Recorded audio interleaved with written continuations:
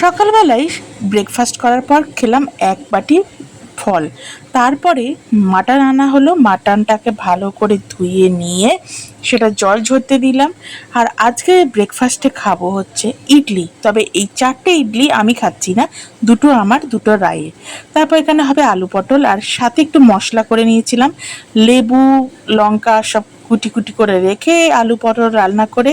আর এই ধামসা মার্কা আলুগুলো বুঝতেই পারছেন মাটনে দেব, সাথে মশলা। আর এই টক দইটা ট্রেন থেকে নিয়ে এসেছিলাম। তারপরে খেয়ে নিচ্ছিলাম এক গ্লাস ঠান্ডা ঠান্ডা মুসাম্বি জুস, সাথে রাইকেও দিয়েছিলাম। আর তারপর মাটনটা আমার হয়েও গেছে।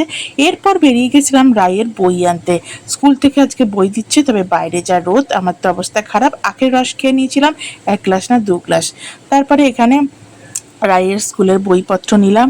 আর সাথে কি সুন্দর কোকিল ডাকছিল জানেন তো, এত ভালো লাগে এই কোকিলের ডাক।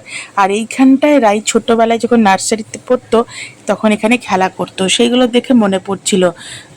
এখন ক্লাস 11-এর বইপত্র সব নেওয়ার পর তারপর চলে গেছিলাম গড়িয়াহাটে, কিছু ঠাকুরের ফুল কিনে নিলাম। সেখান থেকে চলে গেছিলাম জিম থেকে এসে আমাদের সন্ধেবেলায় আমাদের কমপ্লেক্সেরই একটা বাচ্চার বার্থডে ছিল, তো সেই বার্থডেতে আমরা সবাই মিলে চলে গেছিলাম।